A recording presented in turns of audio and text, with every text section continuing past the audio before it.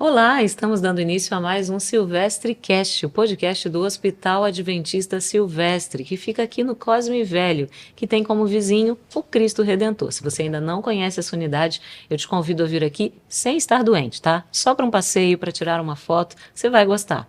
Nós temos outras duas unidades aqui no Rio de Janeiro. Também o Hospital Adventista Silvestre em Itaboraí e o Centro Médico Adventista Silvestre em Botafogo, onde são realizadas consultas e exames. E para você entrar em contato com a gente, tem aqui na descrição, você pode ver os nossos contatos por telefone, WhatsApp e marcar sua consulta, exame.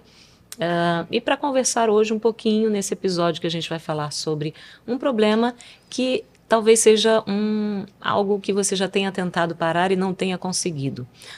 O cigarro. Será que alguma vez você já pensou em parar de fumar e não conseguiu?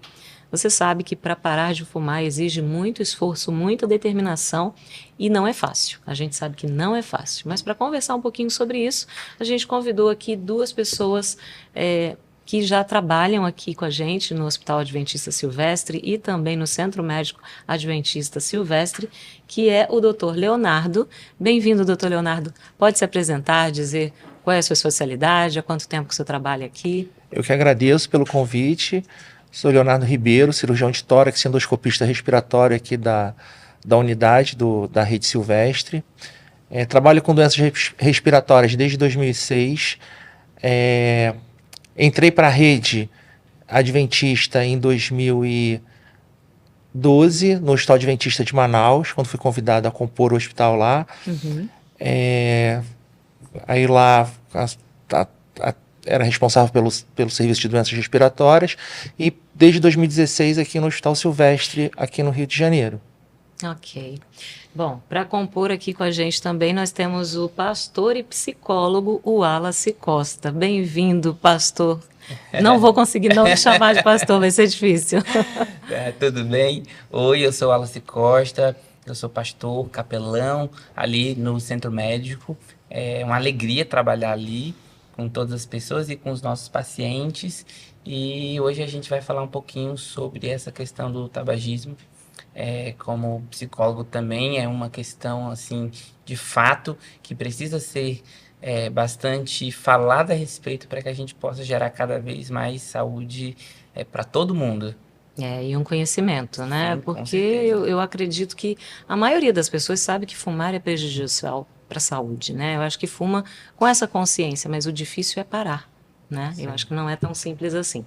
Bom, a gente vai começar então com o doutor. Doutor, explica pra gente como é que o cigarro afeta o sistema respiratório e quais são as consequências mais comuns que o tabagismo pode causar para a saúde dos nossos pulmões. Então, o cigarro ele é uma forma de introdução e de depósito de nicotina dentro do nosso organismo.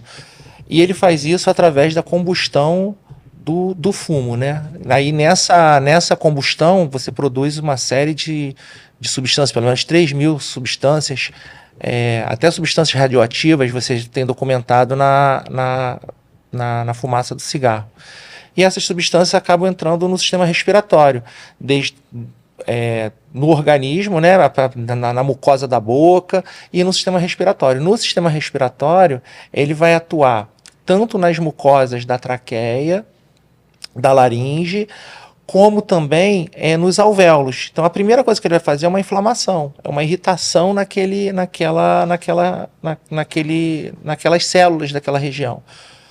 Com o tempo, ele vai formando uma bronquite tabágica, vai formando uma irritação naquele local, e esse material e essas substâncias que são entregues para as células, elas também têm um perfil de causar mutações nessas células. Então, com o tempo, além dessas alterações inflamatórias, você tem alterações no DNA dessas células, levando a algumas doenças por conta disso. Essa inflamação crônica também na via aérea, ela vai alterando a citoarquitetura pulmonar, principalmente dos alvéolos. Então, você, com o tempo, o tabagista ele vai formando áreas que tem destruição dos alvéolos, eles vão formando como se fossem bolhas, né? Eles vão formando áreas de aprisionamento de ar, o ar entra e ele não consegue não consegue sair. Então o pulmão vai cada vez ficando mais hiperinsuflado, mas sem conseguir fazer troca, que é o que a gente chama de doença pulmonar obstrutiva crônica. E aí a dinâmica respiratória começa a se alterar também. A alteração começa a ter alteração no diafragma, na musculatura respiratória. Então, a gente tem diversas doenças, algumas causadas por essa irritação direta, por essa destruição crônica da via aérea, né, essa bronquite tabágica, depois o DPOC, e doenças por essa alteração no DNA nessas células que com o tempo você está relacionado ao aumento da incidência de neoplasias malignas. Entendi. Agora, para isso acontecer, isso leva muito tempo, isso é em pouco tempo, a pessoa já começa a sentir esses sintomas logo, ou isso demora um pouco? Então, tem sintoma que começa desde logo do início, né? Então, por exemplo, uma das manifestações que a pessoa que fuma tem é uma intoxicação aguda por monóxido de carbono. Então, a disposição dela vai diminuir, a capacidade para ela para o exercício vai diminuir. Então a gente tem desde manifestações muito imediatas até manifestações mais tardias. A pressão arterial, o cigarro, a nicotina, ela é uma droga que a gente chama que é uma droga estimulante. O fumante ele acha que ele fuma para se acalmar, mas na realidade não, ele tem uma dependência, ele fica com fissura, ele fuma para tratar a abstinência, mas quando ainda não está ainda com o vício bem estabelecido, é uma droga estimulante. Então a pressão arterial logo nas primeiras tragadas já começa a subir, a frequência cardíaca sobe. A gente tem na urina de crianças que os pais são tabagistas uma incidência maior de doenças respiratórias, de asma, por exemplo, e a gente consegue dosar na urina nela metabólitos da nicotina. Então, você tem manifestações tanto imediatas como manifestações tardias, como, por exemplo, as neoplasias malignas, né? O DPOC também é uma manifestação de média para tardia também. Nossa, todo mundo sofre, né? Não é só o fumante. Toda a família, quem está perto, vai surtir os efeitos negativos desse tabagismo, né? Pastor Wallace, muitas vezes o vício do cigarro ele pode estar ligado a questões emocionais e até espirituais, será, na sua visão? Como é que a fé pode ajudar uma pessoa a enfrentar e superar esse vício? Tem relação, não tem? A gente pode fazer essa ligação ou não? Aí vai falar o pastor e o psicólogo ao mesmo tempo. Vamos lá. A pessoa que tem um vício, qualquer vício, ele está atrelado a questões de saúde mental, né? O que ela tem é uma compulsão, ou seja, determinada coisa que ela faz acaba gerando para ela sensações de prazer de alguma forma, né? Então, esse vício, pela própria substância, sendo ela estimulante, como o doutor já bem colocou aqui, isso vai gerar sensação de prazer na pessoa. Só que assim, embora tenha uma causa psicológica, digamos assim, qualquer vício se mantém por uma estrutura, certo? Então, eu tenho uma estrutura, uma condição estrutural ali que vai manter esse vício. Quer seja, assim, a gente tem vários fatores que a gente considera, né?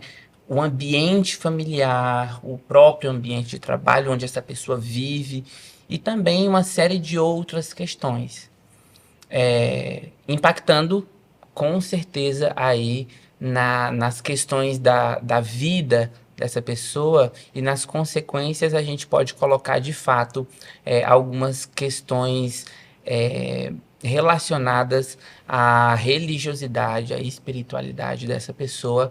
Com certeza. De que forma? Eu acho que é interessante a gente pontuar isso. A gente vê em alguns estudos, por exemplo, que determinadas populações, principalmente ali na idade em que essas pessoas vão ter o primeiro contato com o cigarro, por exemplo, quanto mais envolvidas dentro da sua comunidade de fé, menos incidência de contato com o fumo, por exemplo. Então, acaba sendo aquele ambiente ali, um ambiente de prevenção, digamos assim, desse contato, né? Ele inibe o contato dessa pessoa com o cigarro. Só que a partir do momento em que essa pessoa se afasta desse ambiente, a gente tem percebido aí pelos estudos que muito provavelmente ela está mais propensa a utilizar essas substâncias. Então a gente pode dizer que tem uma certa correlação entre uma coisa e outra. Então a gente pode até arriscar dizer que a lei, né, que foi estabelecida já tem alguns anos aqui no Brasil, proibindo de fumar em ambientes fechados, elevadores, enfim, né? Isso aí deva estar estimulando as pessoas a fumarem menos ou até a deixar de fumar ou não iniciar esse vício? Será que a gente pode dizer isso, doutor? Com certeza. Ó, pra você ter uma ideia, quando eu era adolescente, ia pra festinha e tudo, minha família era uma família católica, né? Frequentava festinha, barzinho não, mas era discoteca, essas coisas. Dava uma amostra grátis de cigarro. Era um estojinho com 3 cigarros freezer e distribuíam gratuitamente. Você entrava quando eu fiz vestibular... Para estimular mesmo. Quando eu fiz vestibular... podia fumar durante o vestibular. Tinha uma pessoa fumando atrás de mim no vestibular. No meu colégio, estava no Instituto Guanabara, lá na Tijuca, lá naquela época, podia fumar, os alunos fumavam. E se filava cigarro, pegava emprestado cigarro do professor e fumava na frente do professor. Eu fico pensando, se minha filha hoje, se um professor dá um cigarro para minha filha, eu vou levar ele para cadeia, não é possível, né? Era mais socialmente aceito. Era totalmente. Era glamuroso, né? As propagandas de cigarro tinham aquela coisa, né? De cowboy, aquela coisa do americano. Aqui no Brasil, aquela coisa assim de você ter classe. Se você fumava, você era uma pessoa de classe. Era status, né? Eu também acho que também começa a ter divulgação, a ter mais informação também. Por exemplo, tem um estudo que foi feito no Brasil inteiro, em várias faculdades de medicina, que foi replicado no mundo inteiro. Né? Aqui no Brasil, várias faculdades fizeram, que pegava aluno do primeiro período e aluno do último período. E fazia um questionário sobre hábito de tabagismo. Né? Aí via que realmente a informação médica que a pessoa ia adquirindo ao longo da faculdade, a incidência era menor de tabagismo no final da faculdade do que no início do curso, né? Seria muito bom, né, se quando a gente ouve falar que uma coisa é ruim, a gente conseguisse abandonar. Sim. Mas por isso é tão difícil, porque é um vício, né? Sim. Então, assim, e eu acho que o que vicia do cigarro, não sei, né, me corrijam se eu estiver enganada, é a nicotina. Seria isso? Sim. Ou tem mais coisas? Não, principalmente a nicotina. É a nicotina. Porque a gente tem um receptor chamado receptor nicotínico, né? E ela encaixa direitinho ali, né? É como uma luva, né? Exatamente. Parece que foram feitos um para o outro. Um para o outro, Mas não é nada disso. Tá certo. Agora, como é que uma pessoa faz para ela começar a criar um caminho para, de fato, conseguir se afastar do cigarro e definitivamente parar de fumar, além dessa parte do querer, né? Porque a primeira coisa eu acho que a pessoa tem que querer. Mas, às vezes, o querer não é suficiente. Então, que artifícios existem que possam ajudar uma pessoa a abandonar esse hábito? Então, eu falo com os pacientes assim, até porque a minha especialidade é uma especialidade oncológica, de cirurgia oncológica torácica, né? Então, uma parte importante dos nossos pacientes é paciente oncológico com câncer de pulmão. Então, e muitos deles são tabagistas no momento do diagnóstico. Aí eu falo com eles que eles primeiro têm que querer parar, mas querer de verdade. Porque não é querer voltar quando voltar a ser como era adolescente, que ele podia acender um cigarro, depois ficar 3 semanas sem fumar, depois ele acende, nunca mais ele vai poder nem acender o cigarro. Senão o vício desperta todos os mecanismos para ele voltar. Porque se o cara para parar de fumar 1 ano, e ele acende um cigarro, no final do mês, com certeza ele já está fumando normalmente. Assim, tem que parar e querer. Aí, normalmente a gente pede para ele marcar um dia D. Qual é o teu dia D? Vai ser esse? Então, a partir daqui você não vai mais fumar. Aí você tem recursos. Ou seja, tem que cortar o mal pela raiz. Exatamente. Não pode ser aquela coisa hermética, não, né? Ir parando aos pouquinhos. E eu falo para eles assim: olha, você vai continuar tendo motivos para fumar. O Vasco vai continuar a perder, brincadeira, sempre com o Vascaíno, né? Mas assim, o time dele vai continuar a perder ou ganhar, ele vai ter uma discussão com os filhos, ele vai continuar tendo discussão com a mulher dele, coisas normais que todas as famílias acabam tendo. E geralmente as pessoas usam isso de estepe, já que eu tô chateado, ele vai ter uma briga no trabalho, um aborrecimento no trabalho, então eu vou fumar, vai pegar uma contrariedade dele ali, foi contrariado, uma frustração, e vai tentar compensar ali. Então fala, você marca o dia e não pode mais fumar. O que aí a gente vai fazer de tratamento? Aí a gente tem de tratamento, são mecanismos para evitar a fissura, que é a abstinência da nicotina, porque como eles são feitos um para o outro, né, aquele romance ali da nicotina com o receptor, o corpo sente falta daquilo. Então a gente dá remédios, ou nicotina transdérmica, ou goma para repor, ou a gente dá bloqueadores desse receptor, né, para ele poder segurar a fissura, mas o que faz ele parar de fumar é a vontade dele. E aí Domínio próprio, né? Domínio próprio. E aí nisso, que faz muita diferença, a toda a parte de apoio psicológico, né? Aí tem algumas terapias, né, pastor, de terapia cognitivo-comportamental e tudo mais, e eu acho que o apoio também é espiritual, porque ele vai precisar de entender que o corpo dele não é para ser violado daquela forma e tudo mais, que ele tem um objetivo. E é o único, assim, e não é o único, mas assim, os vícios em si, a pessoa ela paga para se prejudicar, né? Uma coisa assim interessante. Né?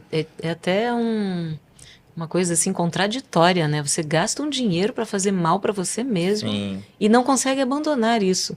Agora é interessante porque assim, a gente gravou, lembro, um episódio sobre a cirurgia bariátrica, onde o paciente ele tem que reaprender a se alimentar direito.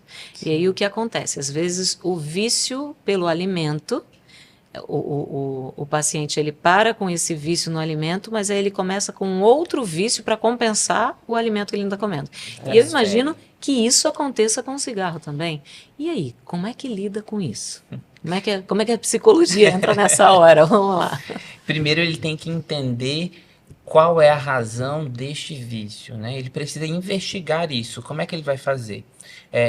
Tem um estudo muito interessante feito principalmente com mulheres, que assim, foi muito interessante de ler, que mulheres que tinham um consumo de cigarro acima de 3 carteiras diárias, por exemplo, foi investigar-se e grande delas tinha uma depressão mascarada pelo uso do cigarro. Então, assim, qual era a base, a gênese, né, a etiologia, digamos assim, dessa compulsão? Era uma depressão que estava presente. E aquilo ali era utilizado como mecanismo para lidar com aquele sofrimento. E aí, quando, né, tentava parar, às vezes passava desse momento da fissura, o que é que fazia ela voltar? Porque agora ela já não tinha mais meios de lidar com aquela questão. Então, assim, a pessoa precisa ter ferramentas para lidar com as suas questões de angústia, né? E ferramentas que sejam saudáveis, né? Porque senão, de fato, ela em algum momento pode até vir, parar com o cigarro e transferir isso para uma outra coisa. Às vezes é para comida, às vezes é para o excesso de exercício físico, para apostas, enfim. Então ela precisa investigar e entender qual é a origem dessa compulsão e como eu vou lidar com essa compulsão. E aí eu gosto muito de pontuar isso. Comunidades são extremamente importantes. Uma das coisas que acontece com o cigarro é que se você não está com alguém que é fumante, ele vai te isolar. Por quê? Porque hoje, assim, exatamente hoje, nesse momento que a gente está vivendo, ele já não é tão culturalmente aceito. Antes era, hoje a gente já não tem tanta cultura de aceitação do cigarro. Então, se você não está com alguém que é fumante, muito provavelmente vai ser assim, melhor não fumar. Só que aí, aquele processo ansiogênico, né? E chega o momento de você querer fumar e fumar e fumar, então você vai, né, inconscientemente, talvez, optando por estar com pessoas que fumem ou não estar com as pessoas que não compartilham isso com você. Então, isso vai te afastando um pouquinho dessas comunidades.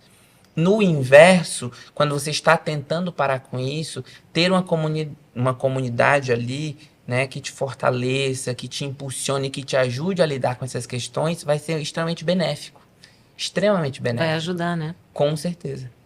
Agora, como é que entra a família e como é que, assim, você já colocou esse lado positivo, né? Se Uhum. uma comunidade é de não fumantes, esse não fumante ou essa pessoa que está tentando parar de fumar, ele vai encontrar um acolhimento ali. Sim, Como é que família e amigos podem entrar para dar esse suporte também para essa pessoa?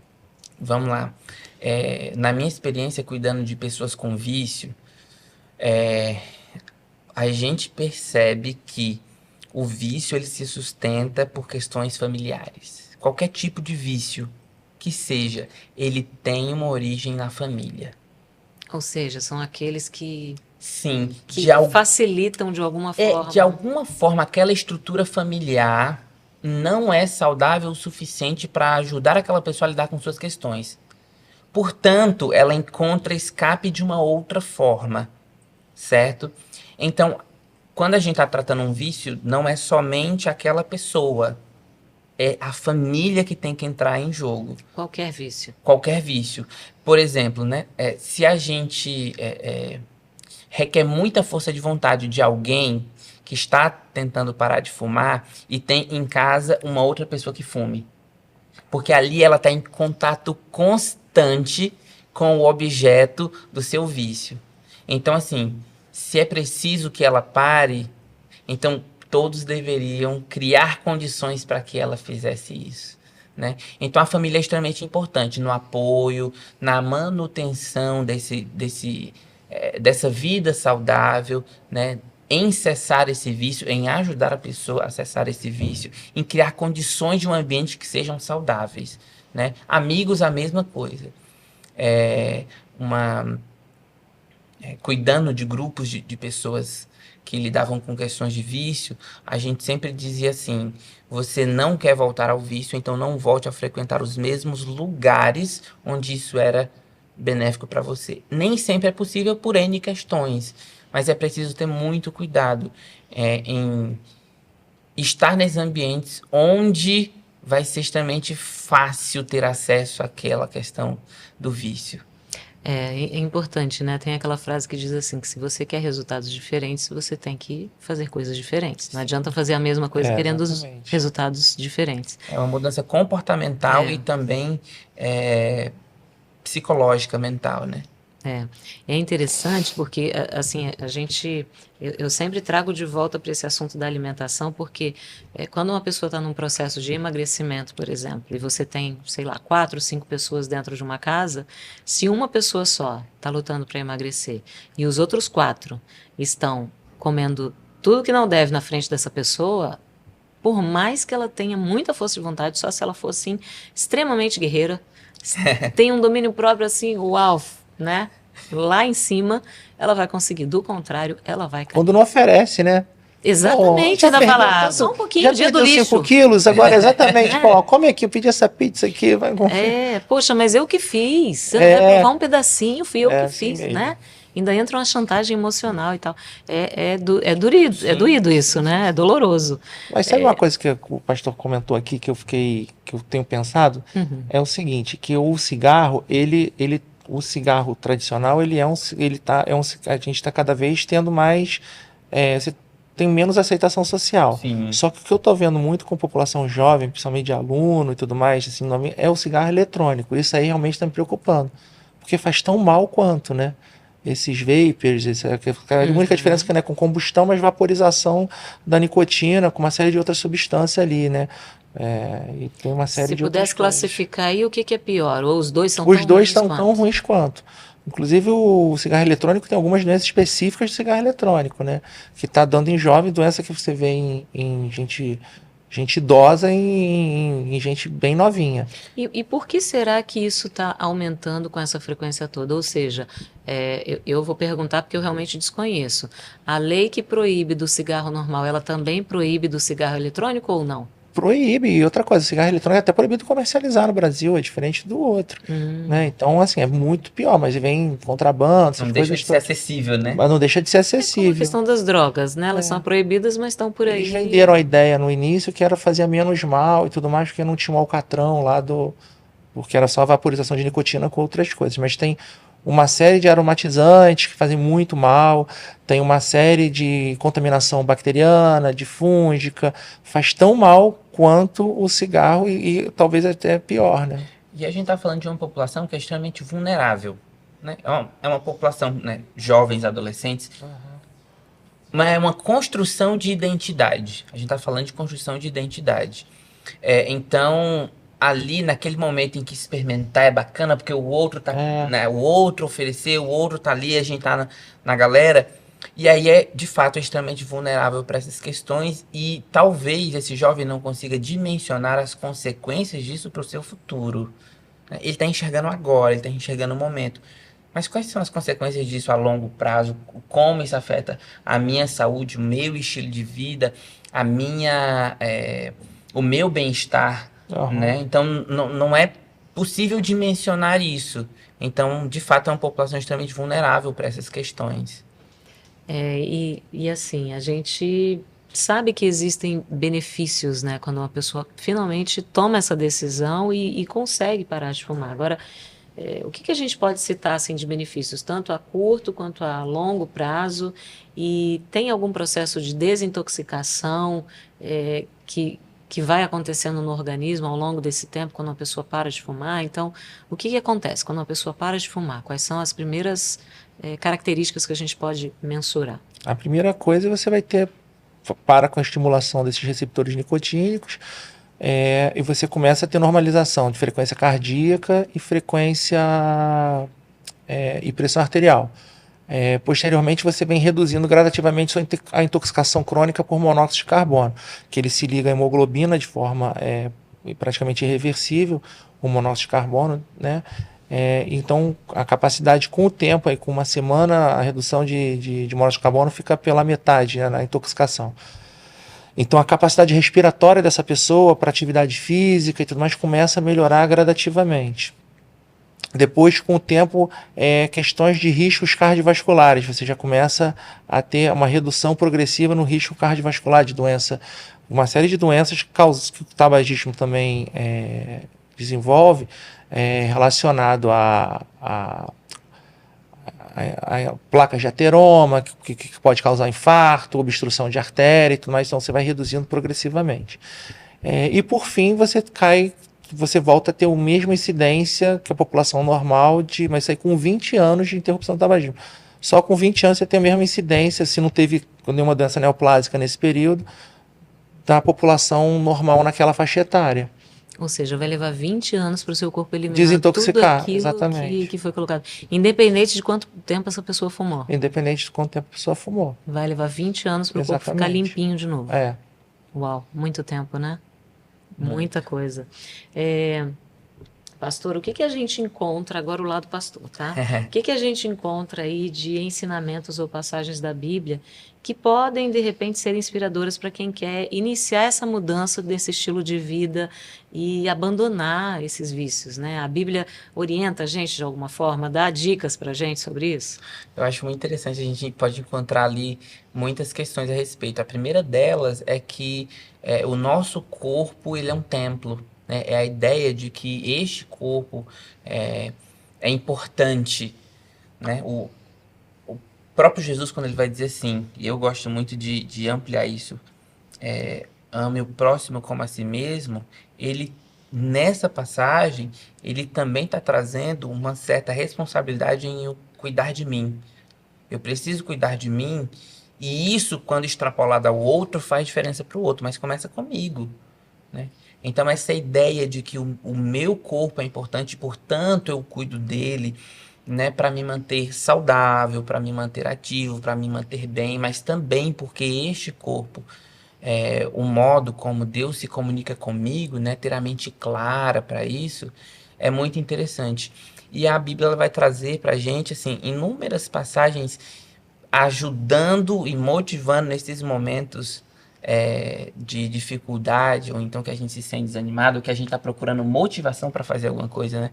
Eu gosto de citar sempre o que é o meu verso preferido da Bíblia, Josué 9. Não te mandei eu ser forte e corajoso, não temas, e nem te espantes, porque o Senhor teu Deus é contigo por onde quer que andares. Então, assim, isso motiva aquela pessoa naquele instante, dizer assim, peraí, deixa eu mudar significativamente isso aqui, e aí eu posso encontrar ali na Bíblia palavras de motivação para que eu, de fato, reajuste a rota e possa andar por um caminho que seja muito mais benéfico para mim e para as pessoas que estão ao meu redor. É, até porque, né, como o Dr. Leonardo colocou aqui, a criança, né, ela Uhum. acaba absorvendo essa nicotina e é como se ela estivesse fumando, né? Exatamente. Pelo simples fato dela estar no mesmo ambiente. Sim, Me lembro quantas e quantas vezes, quando não existia essa lei, né, que a gente entrava no ônibus ou metrô ou qualquer transporte público, e se tivesse uma pessoa fumando lá dentro, pronto, já era suficiente para todo mundo fumar junto. Avião, podia fumar no avião, como é que pode? Um ambiente pressurizado com... Pois é um absurdo, É. né? É como, por exemplo, aqui no hospital, é proibido fumar dentro do hospital. Sempre foi, eu acho, né? Quer dizer, não sei se sempre foi, mas assim, há muito tempo é proibido. E as pessoas não têm noção. Eu acho que quem é fumante às vezes esquece que o cigarro, ele pode causar um incêndio, né? Dependendo do local. E dentro de um hospital onde você tem ali gases dentro dos quartos para usar no paciente, né? Para ele poder respirar e tudo mais. Nossa, pode virar uma bomba aquilo ali, pode explodir literalmente. E às vezes o fumante não entende isso. Então, eu não sei se a nicotina vai meio que deixando a pessoa um pouco cética, talvez, não sei se seria essa palavra, mas ela não consegue identificar o risco que às vezes ela causa, né? Tipo assim, ninguém em sã consciência vai fumar num posto de gasolina, porque pode acontecer uma explosão, mas às vezes a pessoa acha que no hospital ela vai poder fumar. Não, não tem problema. Porque eu lembro de pessoal da ouvidoria aqui, né, de ser acionado porque sentiu o cheiro de cigarro dentro de quarto de paciente. Eu fiquei Olha, assim, volta e gente, meia. por favor, né, ninguém quer morrer por aqui, não faça isso. É. Então, assim, parece que, eu não sei, E às a vezes mente vai ficando paciente- anuviada, não sei. E às vezes pacientes que estão em uso de catéter de oxigênio, que é altamente inflamável, né? Quando a pessoa vai fazer um churrasco, aumentar a labareda que ela faz, ela joga ar ali, que ela vai jogar oxigênio para fazer a combustão. Aí a gente está jogando ali oxigênio a quase 100% ali num fluxo alto e a pessoa fumando perto do doente. Não tem. Não faz sentido Não faz algum, sentido né? nenhum, pode pegar fogo literalmente. E aquilo ali, eventualmente, assim, a gente tem muito cuidado com aquilo ali com bisturi elétrico. Pode acontecer com bisturi elétrico também. Então, aquilo ali vira um maçarico. Então vai ficar jogando e depois é um negócio complicado. Pode ser uma cirurgia ali que vai virar uma cirurgia plástica depois para o paciente, Ah, né? se não matar todo Sim. mundo, né? Complicado. A pessoa com vício, ela vai diminuindo gradativamente as barreiras, ou ela tenta isso para facilitar com que o seu vício seja suprido. Então, assim, ela deixa de dimensionar os perigos, porque o que é mais importante para ela naquele momento é É o vício. é o seu vício, é o prazer que aquilo traz. Uhum. Então, assim, e a gente vai para qualquer vício. Uma pessoa com vício, ela vai fazer o que for possível para ter acesso àquilo, independente do risco, né? Independente do risco. E aí a gente tem casos extremos e casos menos extremos, mas a gente tem. Uhum. E vício é vício, né, gente? Uma pessoa que é viciada em cigarro, ou que é viciada em açúcar, ou que é viciado em pornografia, qualquer vício, para você abandonar, não é fácil, Sim. né? É algo muito, muito difícil, porque depende só de você, de mais Libera ninguém. dopamina no cérebro também, né? O cérebro adora dopamina, né? É um neurotransmissor. Sistema de recompensa aqui ligado exatamente, o tempo todo. O tempo todo, né? Por isso que a rede social vicia tanto, Sim. né? Esses também, vídeos você vê, curtinhos que você passa horas ali e no final você fica assim, o que eu gastei meu tempo aqui? Não tinha nada de útil, né? Exatamente. Mas Exatamente. o cérebro realmente se vicia nisso.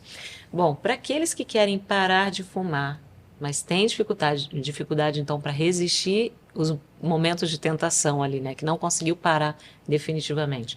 Que dicas, doutor Leonardo, ou estratégias você recomenda para essa pessoa conseguir manter o foco e vencer o vício? A primeira coisa, assim, é procurar apoio, né? Tanto médico como apoio psicológico, espiritual. E a partir daí a gente vai conversar, né? Marcar o dia que a pessoa quer parar de fumar, vai definir qual a melhor estratégia para aquela pessoa, se vai ser uma reposição de nicotina, se vai ser um remédio para bloquear o receptor de nicotina. Na psicologia, vai desenvolver técnicas lá com a parte de comportamental, de como ele vai ficar nesses momentos de que ele está acostumado com o cigarro. Eles falam, é meu companheiro, onde que eu vou botar minha mão se eu não estiver fumando? Então vai desenvolver, Uhum. né? Tem várias técnicas, né? E será que os 8 remédios naturais, eles entram aí com força para ajudar nesse processo, nesse momento também? Sem dúvida. Sem dúvida. Eu acho que eles são peças-chaves, porque de fato, utilizar os 8 remédios naturais é uma mudança assim, significativa e profunda, né? A partir desse desejo de mudança que o doutor está falando, a pessoa consegue ali encontrar um novo estilo de vida que seja extremamente benéfico para ela e que vai repor muito desses momentos. Aí ela pode encontrar alegria e prazer nesses outros momentos, né? Uma coisa que eu acho muito interessante o vício, ele tem o seu ritual. Assim, qualquer vício que seja, ele é também mantido por um ritual. A pessoa tem, às vezes é um horário específico, é um momento específico, é um jeito específico, né? Eu acho interessante, por exemplo, quem fuma é de uma marca específica. Aquela marca ali que eu acho melhor, né? Às vezes eu gosto de, sei lá, sentar em frente de casa e fumar, entendeu? É com a mão direita ou é com a mão esquerda. E isso, né, toma bastante tempo dessa pessoa. Ao sair, né, ou tentar quebrar esse ciclo e mudar para uma outra perspectiva de vida, ela pode encontrar, né, a alegria, o prazer que ela tinha nesse momento em outras coisas, né? E aí a gente vai, né? Ela pode me corrija se eu estiver errado. O cigarro ele vai diminuindo a capacidade gustativa da Com pessoa, né? certeza. Olfativa. Olfativa, então ela vai reencontrando a alegria de comer, do comer bem, do sentir o sabor dos alimentos, né? O poder respirar puro, Sim. corretamente, a capacidade respiratória voltando, ela tem uma maior disposição para a atividade física, né? E aí isso vai integrando todas as outras coisas. E aí quando a gente chega na parte de confiança, de fé, essa pessoa, durante esse processo, a fé auxilia, a fé dá suporte e a fé também potencializa significativamente essa mudança dela. Vamos dizer assim agora, né? Aquele que não vem por amor tem que vir pela dor, Mas né? é sempre assim na vida, né? Então, doutor, deixa uma mensagem. Não precisa puxar tanta orelha, porque eu acho que a pessoa já é consciente de que precisa parar, né? Mas uma mensagem aí para quem de repente sabe que precisa parar, mas ainda não tomou essa decisão. O que o senhor diria para encorajar essa pessoa a tomar a decisão, marcar uma data, procurar um médico? A primeira coisa que eu ia falar para essa pessoa é que ela não está sozinha, né? Que ela tem uma rede de apoio que pode ajudar ela, né? Aqui na Rede Silvestre a gente tem como ajudar. E a partir daí a gente sabe também que não é fácil. E vai tá junto, vai participar dos momentos de dificuldade com ela. Eventualmente pode cair, mas se cai a gente levanta. É assim que é a vida, né? Então, assim, só não pode desistir, porque vai ser uma mudança importante tanto na vida dela quanto na vida dos seus familiares, né? É verdade. E você, pastor Wallace, o que você diria aí? Que conselho pastoral e de psicólogo daria aí para esse amigo ou amiga que de repente já está lutando contra esse vício, que de repente parou por um tempo? Outro dia tinha uma pessoa ali do lado de fora, sentadinho no banquinho aqui do hospital, e ele falando assim, ele estava fumando, né? Ele falou: "Você se importa?" Eu falei: "Olha, se você ficar longe não me importo não, mas se o vento vier para cá eu vou sair, tá? Porque eu não gosto do cheiro." Ele falou: "Olha, você que tá certo, eu parei de fumar, e aí depois eu tive um problema, voltei, e agora eu não consigo mais parar." Então, assim, tem aquela pessoa que está na luta, de que parou, e aí volta, e aí para, e volta. Porque vício é assim, né? Você tem que Sim, lutar todos os dias. todos os dias. E aí eu comparo basicamente a caminhada cristã de dizer assim, a gente não está procurando perfeição, a gente está procurando fazer o nosso melhor. E aí eu acho muito interessante a fala do doutor, porque ele fala assim: se caiu, não tem problema, a gente vai levantar e vai continuar andando. Porque o que a gente pretende, inclusive com esse momento, com esse espaço, com esse diálogo, é dizer para a pessoa assim: você pode viver uma outra vida diferente e com alegria, né? Caiu, não tem problema, vamos continuar o trajeto. A gente não zera tudo, a gente continua dali. Então, assim, de fato, faça o melhor para você, o melhor para tua família, para que você possa viver com qualidade, com qualidade. Existe alegria e prazer em outras coisas. E você pode descobrir isso, né? A rede de apoio. Uhum. E a gente está aqui para isso. Exatamente. Exatamente. Olha, muito obrigada, viu, pelo papo gostoso que a gente teve aqui. Eu espero que as pessoas que estão assistindo tenham gostado também, tanto quanto eu. Aprendi bastante. Espero que a gente possa ter outras oportunidades para conversar também sobre outros assuntos relacionados à questão, né, da especialidade do Dr. Leonardo. E a gente agradece também a você que acompanhou esse episódio até aqui. Se você ficou com alguma dúvida, coloque aqui nos comentários. Se você quer, de repente, que a gente fale sobre algum assunto específico, coloque a sua sugestão também. E a nossa equipe vai estar avaliando aqui para a gente poder buscar profissionais e conversar sobre esse assunto, tá bom? A gente deseja para você muita saúde, que você consiga cuidar do seu corpo da melhor maneira possível, tendo domínio próprio para evitar aquilo que prejudica a sua saúde, e desejamos muita qualidade de vida para você. Até o próximo Silvestre Cast.